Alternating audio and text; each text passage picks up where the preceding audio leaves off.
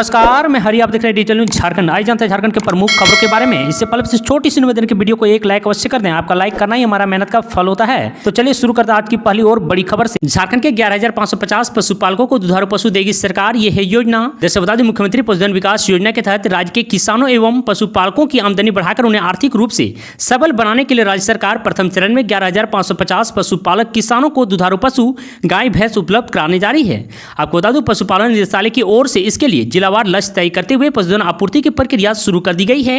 आपको बता दूं, पशुपालन विभाग के अनुसार योजना के तहत प्रथम चरण में राज्य के कुल 11,550 पशुपालकों को शेड सहित दुधारू पशु उपलब्ध करने का लक्ष्य निर्धारित किया गया है। इसमें 8,755 किसानों को शेड समेत 2 दुधारू गाय भैंस दिया जाएगा और 200 किसानों को शेड सहित 5 दुधारू पशु दिया जाएगा और तीसरा नंबर में 795 किसानों को शेड समेत 10 दुधारू पशु गाय भैंस उपलब्ध कराया जाएगा। झारखंड में सरकारी स्कूल के स्टूडेंट को 20 अगस्त से मिलेगी प्री मैट्रिक स्कॉलरशिप आवेदन शुरू। दस बताओ, झारखंड के सरकारी स्कूलों के छात्र छात्राओं को 20 अगस्त से प्री मैट्रिक छात्रवृत्ति मिलने लगेगी। सत्र 2023-24 के लिए यह छात्रवृत्ति पहली से 10वीं तक के छात्र छात्राओं को दी जाएगी।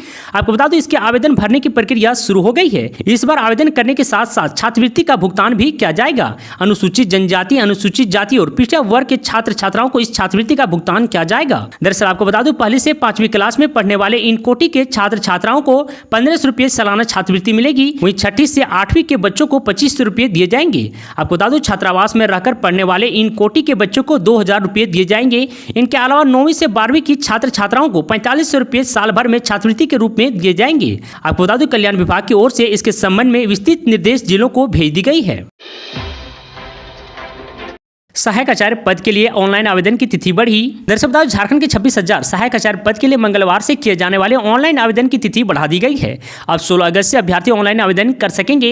वहीं अभ्यर्थी 15 सितंबर की मध्य रात्रि तक आवेदन कर सकेंगे। आपको बता दूं, झारखंड कर्मचारी चयन आयोग ने इसकी अधिसूचना जारी कर दी है। दरअसल आपको यह भी बता दूं कि जेएसएससी ने पहले 8 अगस्त से 7 सितंबर तक आवेदन की समय सीमा तय की थी। आपको बता दूं, अपरिहार्य कारणों से झारखंड प्रारंभिक विद्यालय सहायक आचार्य संयुक्त प्रतियोगिता परीक्षा के आवेदन करने की तारीख में बढ़ोतरी की गई है। आपको यह भी बता दूं कि 15 सितंबर तक आवेदन करने के बाद 17 सितंबर की मध्य रात्रि तक इसके परीक्षा शुल्क जमा हो सकता है। दरअसल आपको यह भी बता दूं कि 19 सितंबर की मध्य रात्रि तक फोटो व हस्ताक्षर अपलोड कर सकेंगे। वहीं ऑनलाइन आवेदन पत्र में संशोधन की प्रक्रिया 21 सितंबर से 23 सितंबर की मध्य रात्रि तक होगी। दरअसल आपको यह भी बता दूं कि परीक्षा के लिए आवेदन शुल्क जनरल, ओबीसी और ईडब्ल्यूएस उम्मीदवारों के लिए 100 रुपया होगा और झारखंड के एससी व एसटी अभ्यर्थियों को आवेदन शुल्क 50 रुपया देना होगा। दरअसल बता दो, ईडी ने सीएम हेमंत सोरेन को किस आधार पर किया समन, 9 महीने में दूसरी बार होगी पूछताछ। दरअसल बता दो, मुख्यमंत्री हेमंत सोरेन को जमीन घोटाले में ईडी ने समन किया है। उन्हें 14 अगस्त को प्रवर्तनशील निदेशालय के रांची जोनल कार्यालय बुलाया गया है। आपको बता दो, हेमंत सोरेन को यह समन ईडी से जुड़े जमीन घोटाले के ECIR संख्या 2523 में किया गया है। जानकारी के मुताबिक ईडी ने रांची में जमीन घोटाले से जुड़े मामले में 9 फरवरी और 15 फरवरी को बड़गाई अंचल का सर्वे किया था। आपको बता दो, इसके अलावा कोलकाता के रजिस्ट्रार ऑफ इंश्योरेंस कार्यालय का भी सर्वे किया गया था। इसके बाद ईडी ने 13 अप्रैल व 24 अप्रैल को जमीन घोटाले में छापेमारी की थी। दरअसल बता दूं, जमीन घोटाले में सीएमओ में कार्यरत उदय शंकर के यहां छापेमारी के दौरान कई सारे दस्तावेज ईडी को मिले थे। उस छापे के बाद ईडी ने जमीन मालिकों और सरकारी पदाधिकारियों का बयान अलग अलग तारीखों में दर्ज किया था। ईडी ने जांच में आए तथ्यों के आधार पर मुख्यमंत्री हेमंत सोरेन को समन किया गया है।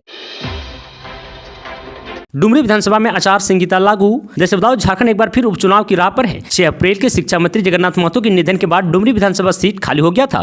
जैसे बता दो, चुनाव आयोग ने यहाँ उपचुनाव की तारीखों की घोषणा कर दी है। शिक्षा मंत्री निधन के बाद खाली हुई सीट में शिक्षक दिवस के दिन चुनाव होगा। चुनाव आयोग की ओर से तारीखों की घोषणा किए जाने के बाद डुमरी विधानसभा क्षेत्र में आचार संहिता लागू हो गई है। आपको बता दें, इस घोषणा के साथ ही राज्य में साल 2019 के बाद से यह 6ठा उपचुनाव होगा। तारीखों की घोषणा के साथ ही तैयारियां का दौर भी शुरू हो गया है। आपको बता दो, जेएमएम कांग्रेस और आरजेडी गठबंधन में साल 2019 में हेमंत सोरेन के नेतृत्व में सरकार बनी। तब से लेकर अब तक 5 उपचुनाव हो चुके हैं। 5 उपचुनाव में 4 उपचुनाव यूपीए गठबंधन ने जीत हासिल की। हाल ही में हुए रामगढ़ उपचुनाव में एनडीए गठबंधन ने जीत दर्ज की है। आपको बता दो, अब तक जो उपचुनाव हुए हैं वे दुमका, बेरमो, मधुपुर, मांडर और रामगढ़ में हुई है। दरअसल आपको बता दो, इसमें दुमका में जीत हासिल कर बसंत सोरेन, बेरमो में जीत हासिल कर अनूप सिंह, मधुपुर में जीत हासिल कर हफजुल हसन और मांडर में जीत हासिल कर शिल्पी नेहा तिर्की विधायक बनी है।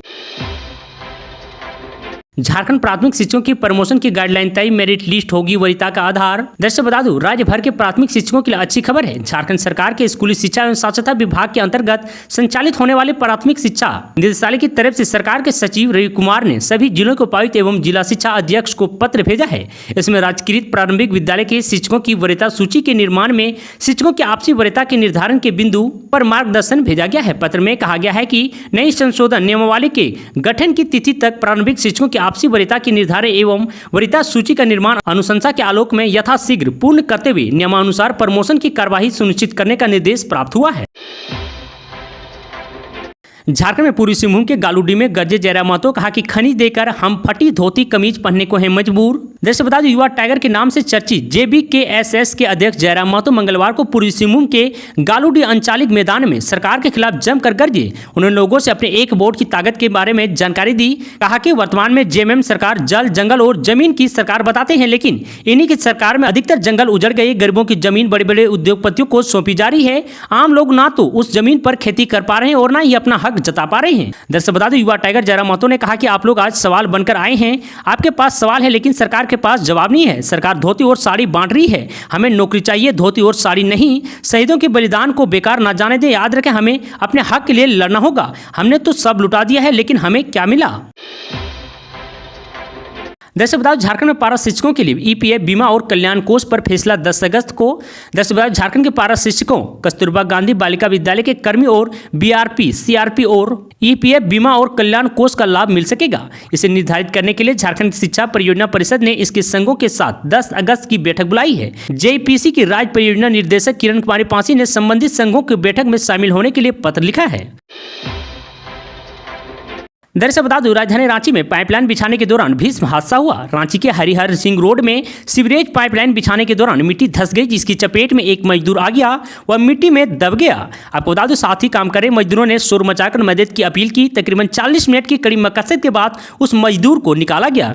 आपको बता दूं, JCB की मदद से आसपास की मिट्टी हटाई गई, तब जाकर मजदूर को निकाला गया। घटना की तस्वीर भी सामने आई है, जिसमें मजदूर मिट्टी में धंसा हुआ दिख रहा है। रेस्क्यू के बाद घायल मजदूर को इलाज के लिए रिम्स रेफर कर दिया गया है।